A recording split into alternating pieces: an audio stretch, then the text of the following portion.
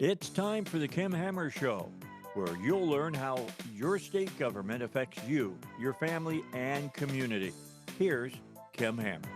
Good afternoon. Thank you for joining me here on Saturday on 101.1 FM The Answer. If you're watching through our social media, I appreciate you joining us here for what I think is going to be a very educational show. It's a topic that is of great interest to Arkansans. It deals with broadband and the master plan that was just recently released this past week. And so we'll be getting into the conversation about that. Just wanted to say, if you want to go up to the website, you can find the Broadband Master Plan up on my website, which is thekimhammershow.com, thekimhammershow.com, and we'll get Judge Porch to tell you where else you can find it here in just a little bit. But if you want to pull that up, we'll be walking through the master plan to get an idea of how this is affecting you as an Arkansan. With that being said, let me introduce my two guests that I have on the Kim Hammer Show here today. I have Judge Steven Porch, and I'll let him give the official title in a minute. Then we got Louis McAlister with the company that actually prepared the report, been working on it over for the last 6 months. And so, Judge Porch, if you will, just introduce yourself and the title, the official title of the office. And also, if you want to tell us where they can find the broadband map, if they don't want to go up to my website, where they can find it. Sure. They can find the broadband map and the master plan on our website at www.broadband.arkansas.gov. Okay. One more time, just. Sure.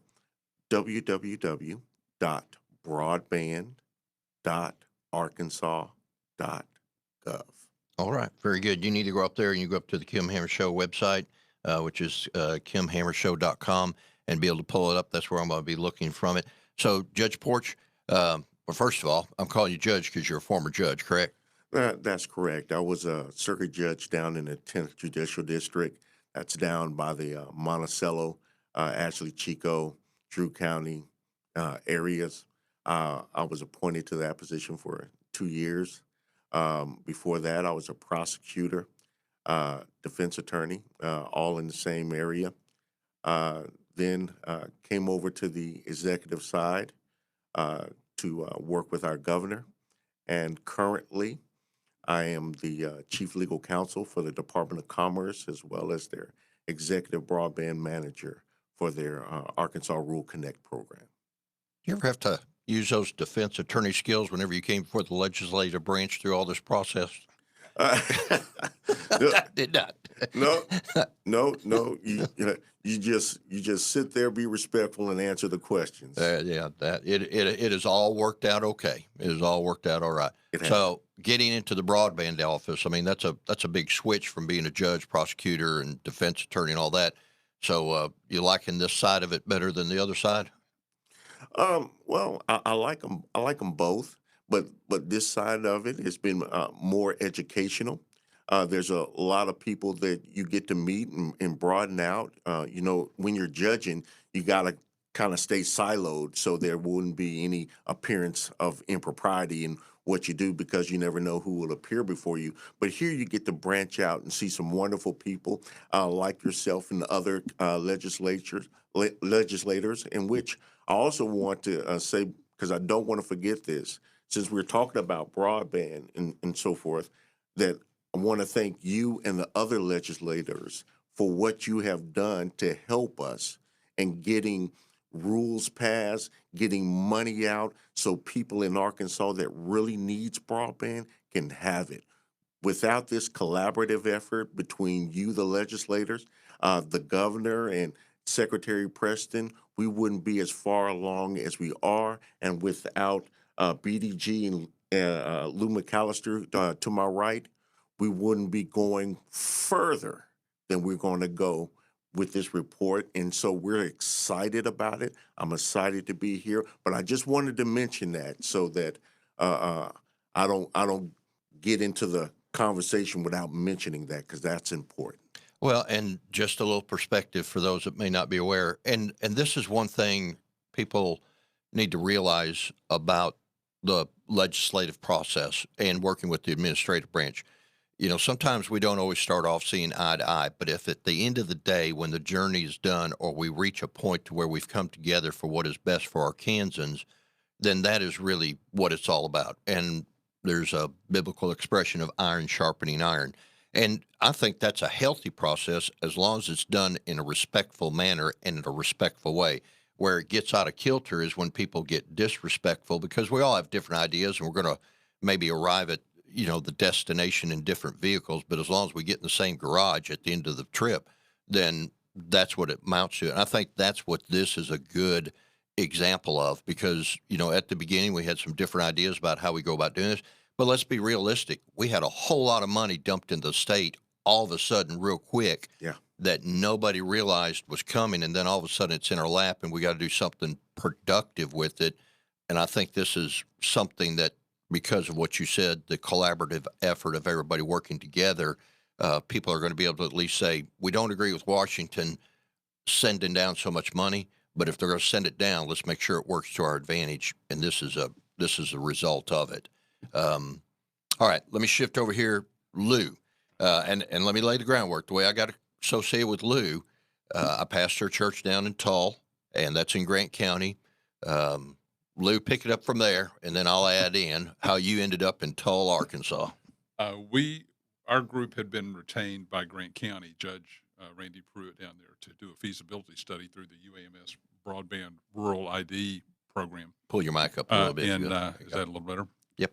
And so we were working in Grant County, and we were having a community meeting in Tull one night, and about 100 angry people showed up in the room, and not at you, and you came in the back, and I didn't know you. I'd never seen you before, but we were dealing with a room full of folks who were very unhappy about the state of the internet service in Tull. Dealing with that. So after the meeting was over, Representative Bragg and Ken Bragg and you were talking, and I walked up and we introduced ourselves, and that's where we met, and it was an interesting evening in Tull. And as a result of what you did starting off down there in Grant County, that is what led to being duplicated across the state as far as those town hall meetings that you had with provider or with residents who were being provided service or didn't have access to service. And that is a big contributor to the report as far as the information that's in it. Is that fair? Absolutely. We felt like that Grant County study, and we did a few others as well, a couple in Pulaski County and so forth, but that was very successful. And it led to Grant County working with a provider and going back to Steven's office, Judge Porch's office, and getting some grant money released out there and getting some projects started. And that's going really well. So that was a successful, successful project. And it kind of, again, came through the UAMS Rural Broadband ID study, but then that just expanded to essentially a statewide feasibility study. And that's what we have now. So, it's been a very, to us, a very gratifying and rewarding process, partly because of what Steven was talking about. We do have a lot of great collaboration, a lot of great cooperation across the executive branch, the legislative branch, the providers that are out there, the communities are out there, the judges and mayors. This has been a statewide effort. If you look in our report, you look at the list of acknowledgments that just the people that contributed and helped and participated in this. I think it goes on for 3 or 4 or 5 pages. It's huge. Yeah. Well, and this is one of those examples of if everybody focuses all their energy on attacking the problem instead of each other, you get a good product at the end of the results. I am going to say that from when I actually got more acquainted with you, Judge Porch, when all this started, and Lou, you and I had never met before that night. I made the comment walking in that Lou's hair is a little grayer than when this thing started, and Judge Porch, sorry, yours turned loose the rest of the way. So it's been a pretty laborious task, effort to get to this point. Let's talk about the needs in Arkansas. And I'm going to go ahead and pull up the report. If you want to go up to my show page, which is thekimhammershow.com, scroll down a couple. It's on the front page. You'll pop right on it. In fact, let me just kind of read this, and then we'll expand a little bit. It said the Broadband Development Group, BDG, which is the company that you own, Lou, has released its Arkansas Broadband Master Plan, the result of a 6-month statewide study to document existing broadband coverage and find the most efficient way to fund projects for some estimated 110,000 Arkansans who lack access to broadband internet, defined as less than 100 megabytes, and we'll talk about that in a second, per access. The report says that the underserved Arkansans could be reached up for $550 million. So let's start off with this. We're a population of just around 3.2 million after the latest census, 110,000 Arkansans who lack access.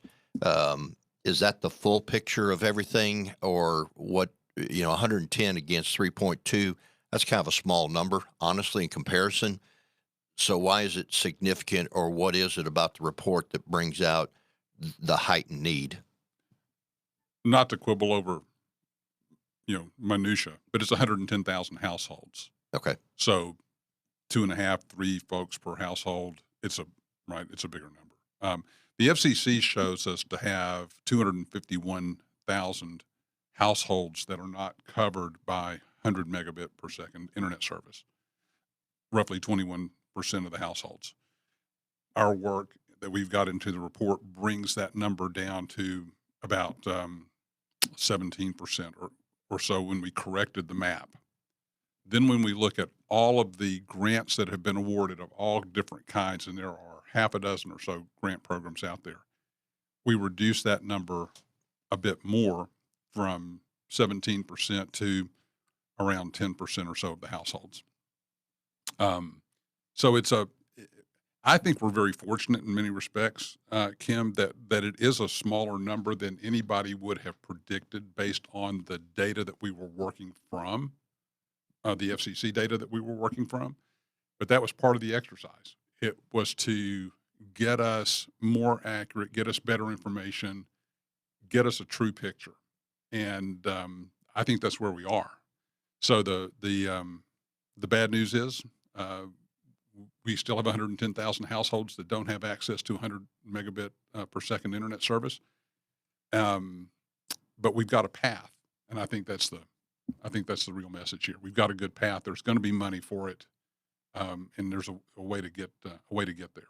Okay, let me ask you about this, because one of the things that I think was beneficial out of the study, and Judge Porch, what I want you to get ready to talk about is where we were when we started the journey to where we are now that we've got this, and about the money and the providers that have been awarded money, and how that maybe has helped us get to where we are. What has that done to help us get to where we are? But one of the issues that I think was addressed by this report was the fact that the maps that we were operating off of originally, there was some question around the accuracy of those maps that were given. And one of the things that I think this report has done is brought specific clarity to the footprint in Arkansas real time, or as close to real time as you can have, about where the needs were. Accurate statement, off center, or was that one of the beneficial things that came out of the report? Judge, let me ask you. Yes, it was one of the beneficial things. The difficulty is when you're dealing with imperfect data, and that's what the FCC maps are now, and they acknowledge that, and they're working to try to create a more accurate map right now. But without accurate maps, it makes it hard to really pinpoint which areas are really in need or not, without going into details or without having to really drill down to the community level and find out or say, okay, this is an area of need. So having these maps gives us an advantage, and we don't have to wait for those FCC maps right now, because we have something that we can rely on and move forward as far as getting those 110,000 households served. But it's a big issue. It's like someone saying, shoot an arrow at a target, and you don't know where the target is. And you have to really dig deep. And since BDG has put in the work to do that, now we can see the path on how we're going to do this, how we're going to move the money to these areas of need, and how we're going to administer the program to make it most effective. So we're really excited about it. The FCC, have they come asking for our maps? I'm just curious. I wondered about that when they came out because I know the FCC maps were not accurate. That's part of what drove this conversation is we had originally, if I remember right, we originally had people saying, well, there's service there. There's, there's fiber there. There's direct line service there. You get out there and you find out, no, it's not, or it's inadequate compared to what we had been told.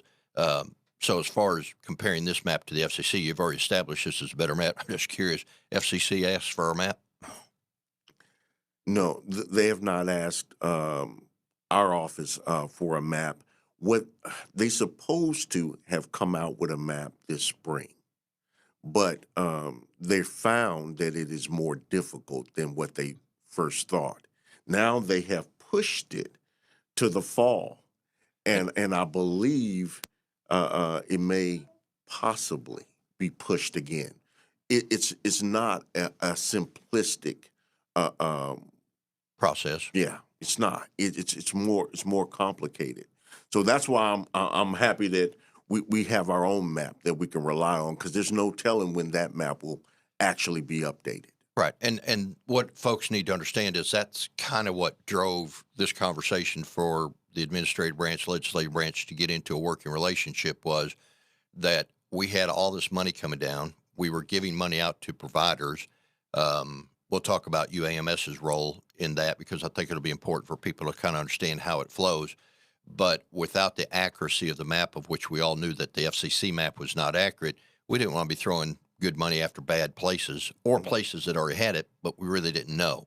So, one of the things that I think Arkansans can benefit from the study is that we now know the target we're aiming for so that the money, which eventually is going to dry up. I mean, we got to make the most of it while we got it, but we also want to spend it where we need to be spending it and not duplicating services or areas that already have it, or maybe just need beefing up. So that I think that's an important feature for people to understand. Go ahead, Lee. If I can make one point about this map stuff, we were working off an FCC map that was drawn in late 2020 from data that had been provided in early to mid 2020, perhaps, and it was a static map.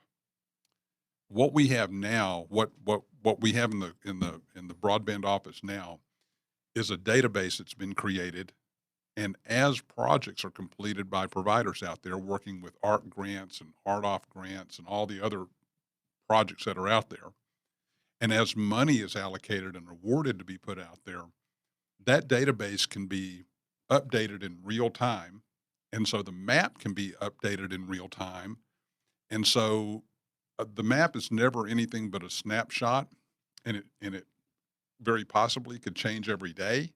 But now, instead of working off old static data provided by the federal government, we have a tool in our hands that we can keep updated in real time and be creating a real time, more accurate map every, literally every day or every week or every month. And I think that's a big benefit to us. We'll know where we are. Well, and that would be as projects are completed, we should be able to plug in because the map that's on the cover of the report, all those red are hot spots where there's not internet service. Is that right? Right. Okay.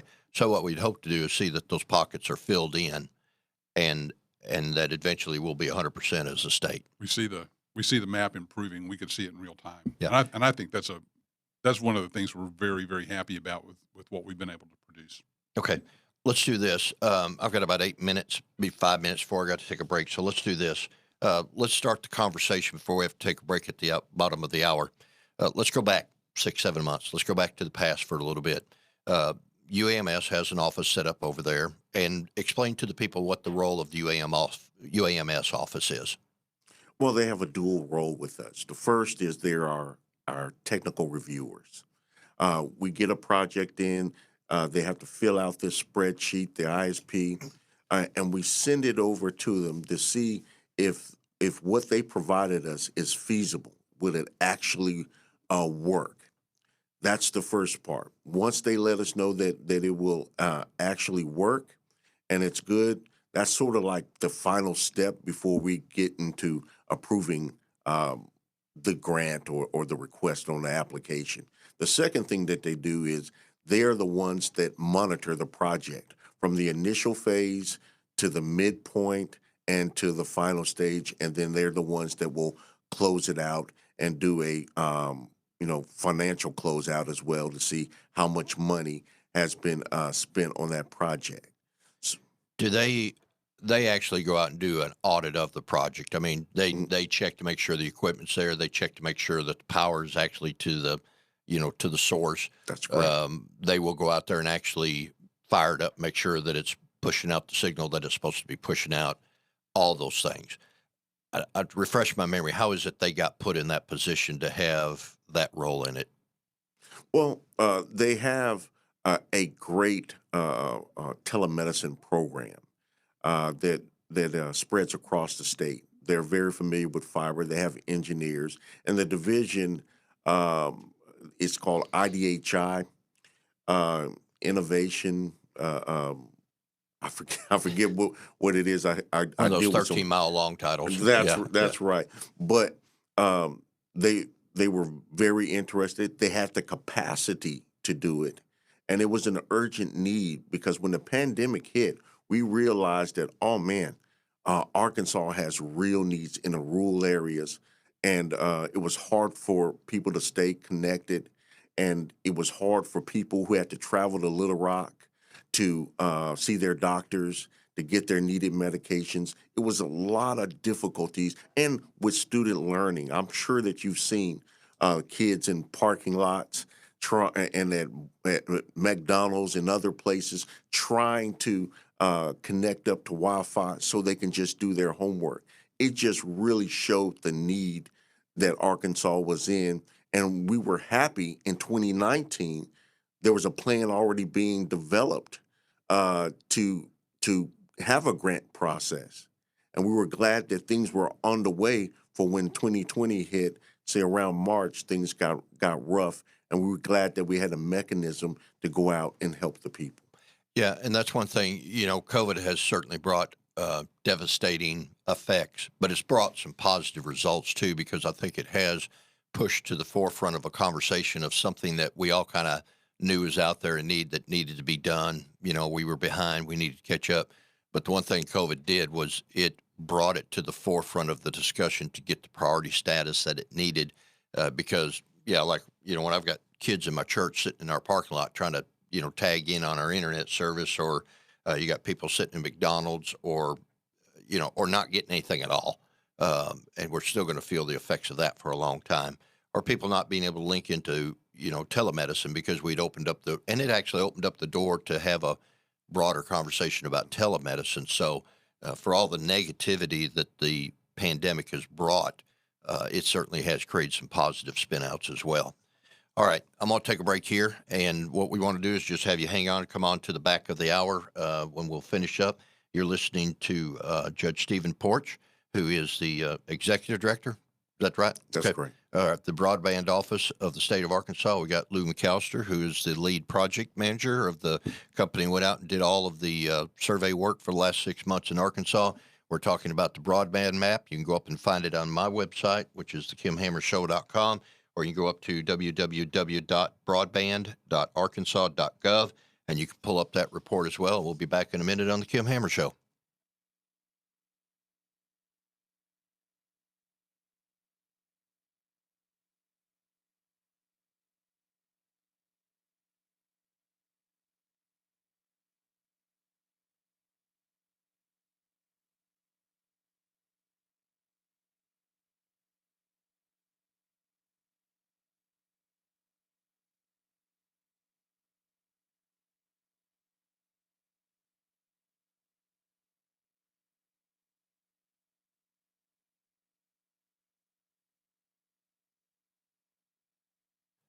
Welcome back to the Kim Hammer Show here on 101.1 FM The Answer. Thank you for joining us here. I do want to pay a shout out to some of the folks that helped make this show possible, one of them being Edwards Food Store.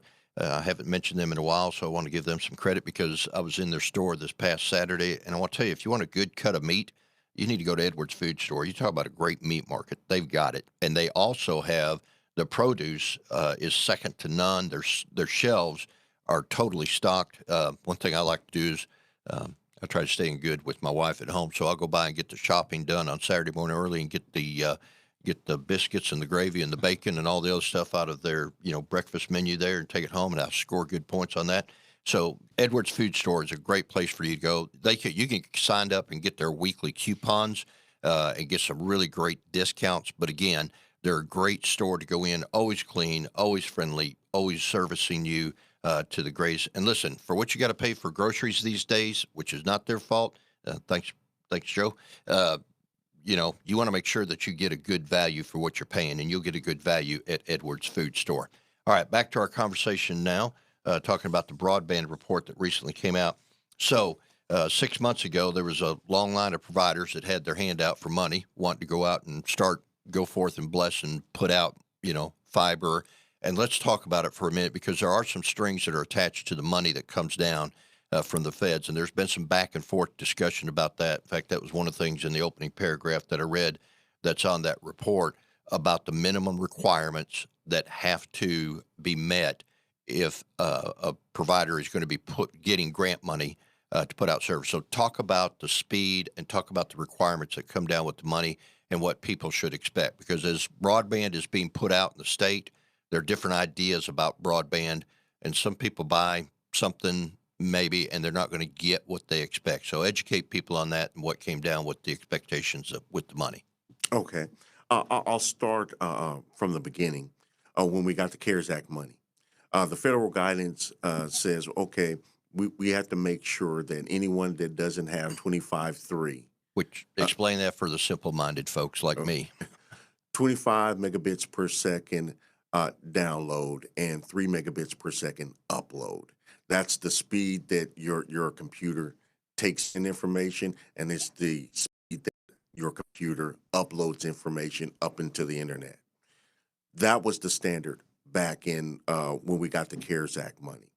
But we used that as a floor, not a ceiling, when we gave out our grants. So we were looking at people who would actually do minimum 25.3, but can do greater, because we know scalability is going to be a concern, and it's going to be an issue, because as time goes on, we're going to need more speeds.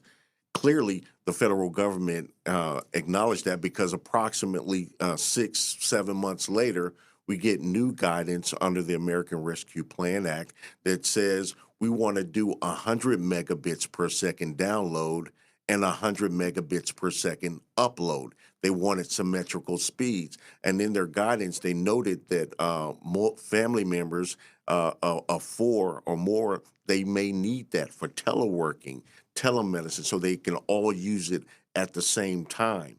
So they increased the speed, and they also increased the threshold level. What I mean by threshold level is they stated that if a area or a community doesn't have a wireline connection of at least 100 megabits per second download and 20 megabits per second upload, then they're considered underserved. So that really opened the state up, because we didn't have those speeds. But that occurred approximately 7 months after we got the CARES Act money. So now having that shows that there is a need for greater speeds. There is a path forward for Arkansas to increase the scalability of it. And with this report, we're going to be able to do that, to get that. Now, some areas where we issued out grants are going to do gig speed, which is even a higher speed.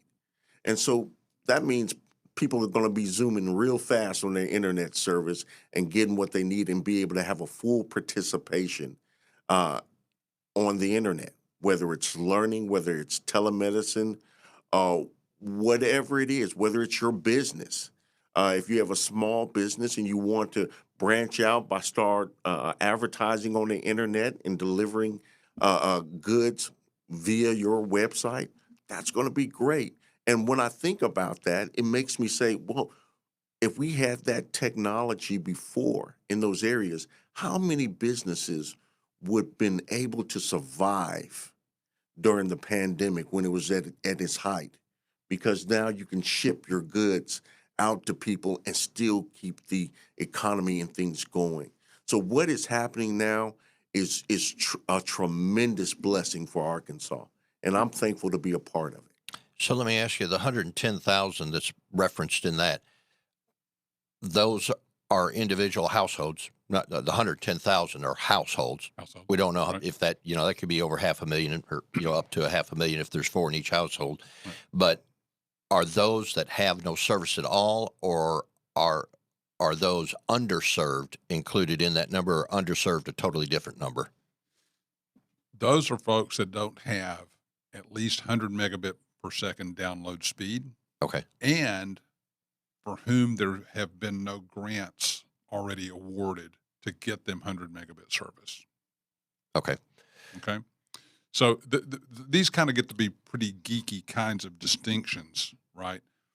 But as Steven was referring earlier to these grant programs, the federal government's put money out there, and once it's awarded, you can't put new federal money on top of them. Those are the rules. I think I'm stating that correctly. Those are the rules today. So okay, fine. Those folks, they're going to be covered at some point with 100 megabit service. Here are the areas that not only do not have it, but they don't have any path to it.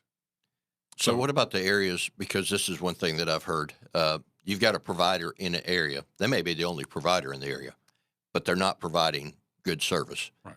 And one thing in talking to some providers, one of them said, you really want at least 2 providers in every area.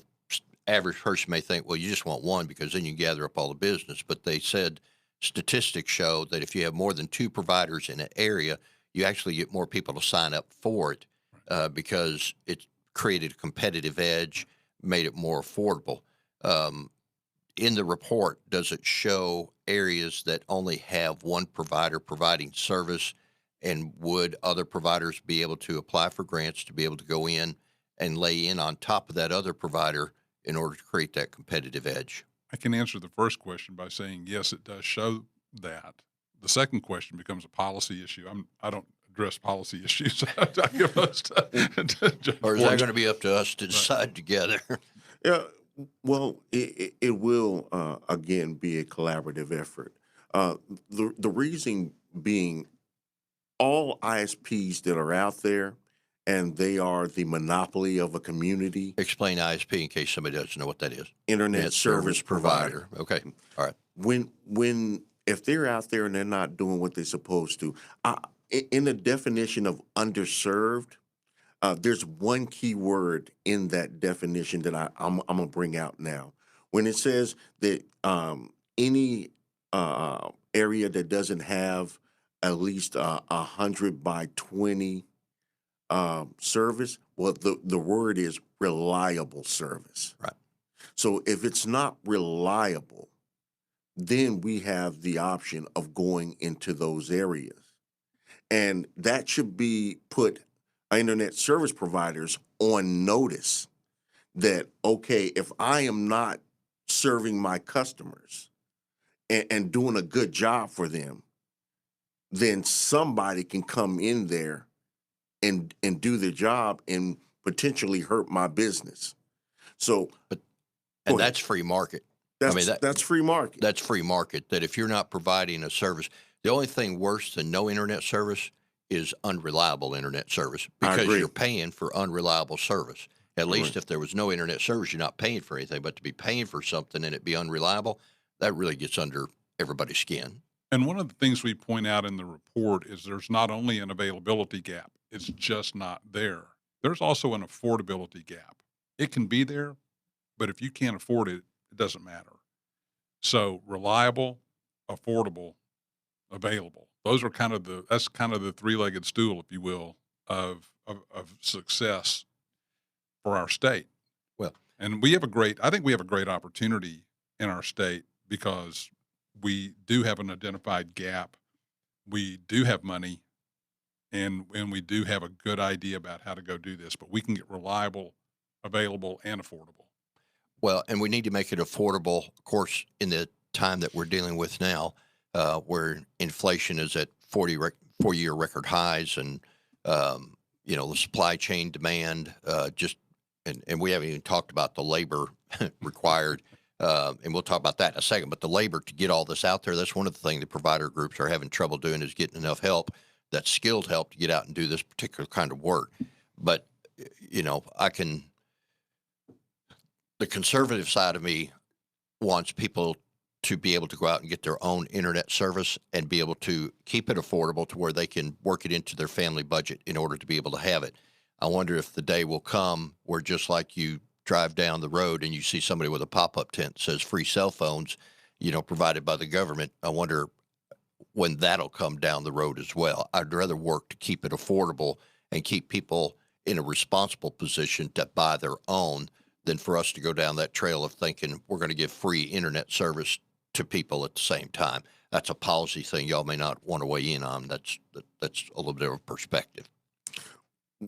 Well, what I can say about the affordability part of it, the new ARPA rules, American Rescue Plan Act rules, has a requirement in it. The requirement is that everyone that's going to receive a grant from the Arkansas Rural Connect program has to be enrolled in the Affordable Connectivity Program. This program pays, I believe, up to $50 a month for low-income housing individuals, and helps really subsidize their internet. It also, if they need equipment, such as a tablet or some, it subsidizes that also. And that's a program from the federal government that does that, which is a requirement. Also, the second requirement is that there has to be a low-cost option. And they got to offer a low-cost option if they're going to get one of our grants. And that's going to be part of the criteria that we have to look at and, maybe make a policy decision. What is low cost? But that's something that has been brought up by the federal government in their guidance, their latest guidance, that took effect April 1st of this year. And we're going to see how we can accommodate that. Which that's all federally funded. Correct. Yeah. Okay. There's the difference. That's federally funded. Let's talk for a second about providers. Are there, how much the state already has some provider service to it? I know the co-ops, for example, co-ops, I don't know what happened other than I think they realized, and I may be speaking out of turn, but I think maybe they realized that, hey, this kid, you better get on this train or you're going to get left at the station, kind of thing. But I mean, the co-ops have gone out there and have just really blanketed the area. Is that real time in this report? Because I noticed when I look at the red map, I think a lot of that area is covered by rural co-ops, or am I mistaken on that as far as some of the area where it could be reached? Everything that's being reached, or everything that has a grant funded to be reached in the time frame of the grant program, is covered. If you see it's red, it's not covered. All right. Now a lot of those areas are served by electric co-ops. Some of the electric co-ops are actively in this business. Others are not. But a lot of what you see is covered by co-ops. But if it's red, it's not covered. And somebody, I think we have this idea, somebody's going to be interested in covering that area. And I was in a meeting the other day, and correct me if I'm wrong, but it seems like about 20,000 of those homes that are referenced in the report are going to be at least a good lion's share of the money that is remaining in order to get service provided to them because of geographically where they're located. It's about 10,000, just shy of 10,000 households, just shy of 10,000 households.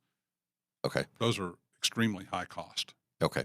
Yeah. Just because of the distance or because of the terrain or what they've got to do to get them. It's mostly population density. Okay.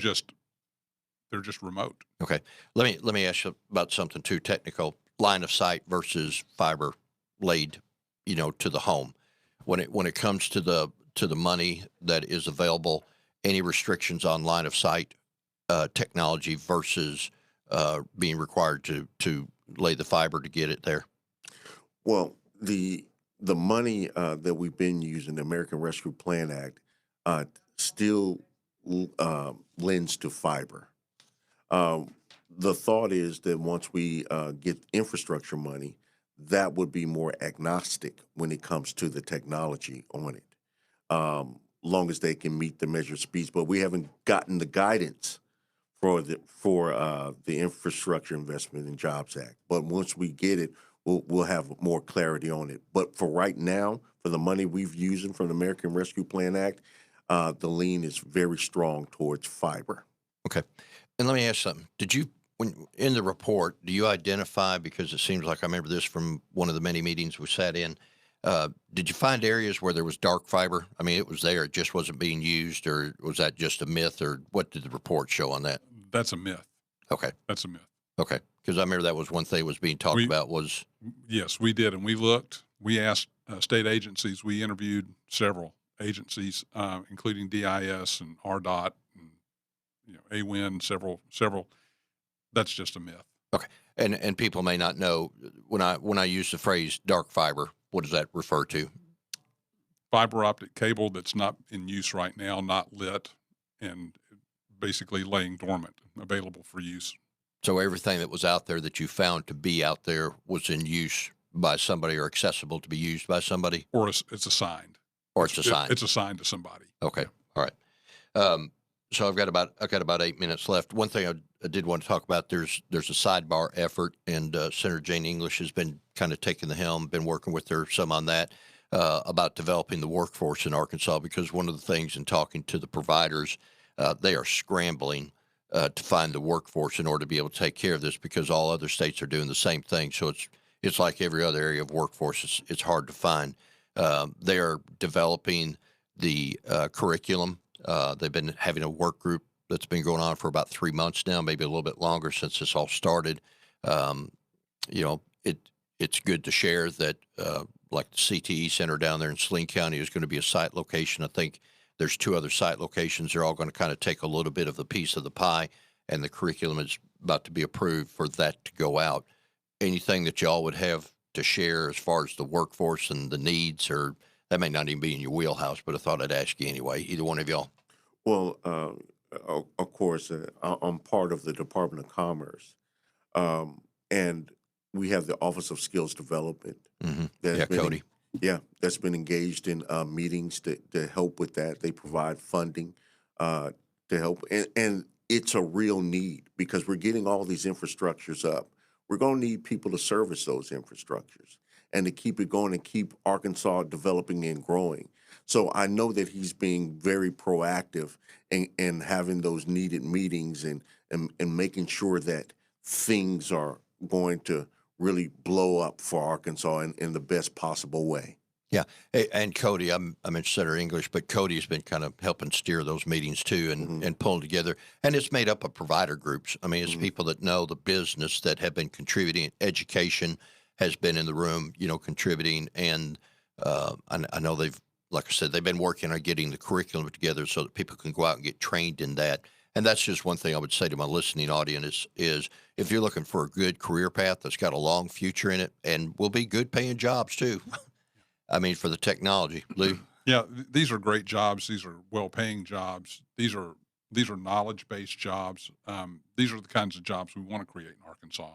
And I think there's another great opportunity for our state. Right. So, getting them even at the high school level, I know they're going in and trying to implement it into the high school level as far as getting kids interested in that. So if you're a parent and you got a kid that doesn't know what they want to do, you may think about this. And I'll say this, especially if they're not afraid to climb towers, they're going to erect a 280-foot tower. No, a 200-foot tower. If you don't mind heights. Yeah, if you don't mind heights, you get a thrill out of climbing up into the skies. It would certainly be one to go for. And again, those things pay good money. I know a tower operator, had to pay somebody $2,000 to go up and make a little repair on it and put the light bulbs in the top of it. It is costly to operate those things. All right, let me ask you, I got about 6 minutes. What have we not talked about that you think it's important to get it out there for people to know? I think for the most part that we've covered it. That I think it's been explained that the 110,000 are people who have nothing. They don't have a federal grant, a state grant, or a path forward to getting internet service to them. And so that's going to be a focus of ours. Get those first who does not have anything because they need it. And then we were going to work backwards from there. We'll see who are underserved, and then progress it forward from there.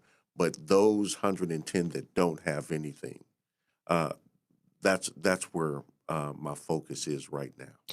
And let me just ask you this: give the people in about 2 minutes or left. We've got how much money left out there to distribute? Do you know right off the top of your head in the way of grants? I don't, but what I can do is that we've applied for the Coronavirus Capital Projects Fund, which the state will get $158 million from that, according to our calculation.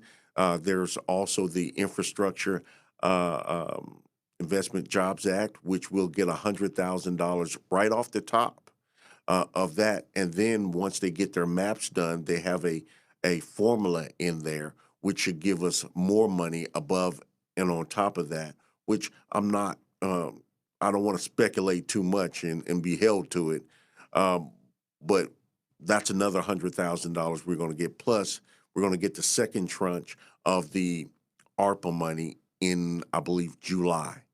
So that money can be used for a number of things. We're not sure exactly yet how much of that's going to actually be dedicated to broadband, but that's what we have. So the point is we're going to have enough money by our calculations to cover those needs. And that's what people need to know. It's kind of like the cavalry's coming. Just hang on. We got our plan together. We're all on the same page. As the money comes in, we want to be good stewards of the money, get it to where it needs to go in a competitive bid process. But above all, make sure that if you see somebody putting internet up in your neighborhood or your community, that you're getting good internet service, that you're not having to settle for second best. Lou? Absolutely agree. And I just want to take a quick opportunity to sort of cap this part of the conversation that Steven started it off, just to say that, we are just really grateful that we were able to be a part of this project. And it's gratifying to see the governor's office and the Department of Commerce and the legislature and going out into every single county and many of the communities in the county to see how everybody is pulling together to go do this thing. This is just a rare opportunity to see all of us aligned to do something that's great for the state. And it's been a real privilege to be a part of it. It's been gratifying to be a part of it. I'm very thankful that we've been able to do this. And I think we've got great days ahead of us. And I've been saying around the state that we're way down in the low or high 40s, down at the bottom of the second half in this area for our state. We have the opportunity to take a leadership position. Not only are we going to have a great university baseball team and a great university basketball team and great great other things going on in our state, but this is a place where our state can really shine and take a leadership position. It's the opportunities right in front of us, and I'm very excited about that. Well, and I want to say one thing as we begin to wrap it up. When this journey first started, as I mentioned a while ago, a little iron sharpening iron experience, but the result is we got a really sharp sword that we can go out there and precision cut into the areas where we need to go in order to make sure that everybody in Arkansas has access to broadband and to internet service. And really, that's the ultimate goal that we want to get to, because hopefully other states will look at what we've done and they will realize that this is the way that you methodically go about getting it done so that you make the best use of the money that you got. One of these days, the money's going to dry up. We all know that the money is going to dry up. The question is, when it dries up, will we have done the best that we can do with what we've got in order to maximize the effort to give everybody broadband service in the state of Arkansas? To me, that's the ultimate goal we ought to be pushing for. I also want to say this, the discussion early on, your contract was a pretty hefty contract.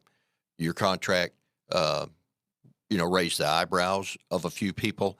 But I'm going to say this at the end of the day, it was money well spent. It was the right amount of money to spend in order to get a finished product that we got. Because when you go and you look at this report, we could have bought a quarter of a report, or we could have bought the whole report, and we got the whole report. And so I think that the money that we appropriated and working together with the governor's office was certainly a good investment on return that's going to pay dividends long into the future, because we got a good product to work with going forward. Thank you very much. You're welcome. All right. Any final parting words, Lou? Anything? Thanks very much for having us here, Kim. It's been great today. Where are you going next week? San Francisco to see my new grandbaby. The first grandbaby, right? First, yes. That's cool. You can leave all this mess behind and go rest. That's the only thing on my mind right now. Okay. Well, good. I'm glad you made time for the Kim Hammer Show today. Judge, anything you want to share in closing? Yeah, I got a 2-month-old grandson myself, and I enjoy him, love him so much, and I'm going to spend time with him when I can. When I can. Yeah. He may have to come to the office, but anyway. Yeah. All right. You've been listening to the Kim Hammer Show. Again, if you want to take a look at those maps, and as they get more information, because it is a huge report, they'll be loading it up, and we'll be keeping it loaded up on our website. You go to my website, KimHammerShow.com. Take a look at that report, or you can go up to broadband.arkansas.gov, www.broadband.arkansas.gov, and you can see that report. And especially if you're wondering if you got internet service or how far away is the cavalry coming to your house, just stay tuned and watch that report, and we'll be keeping you posted. Thank you for listening to the Kim Hammer Show today. Hope you have a great weekend. And again, thank you for listening.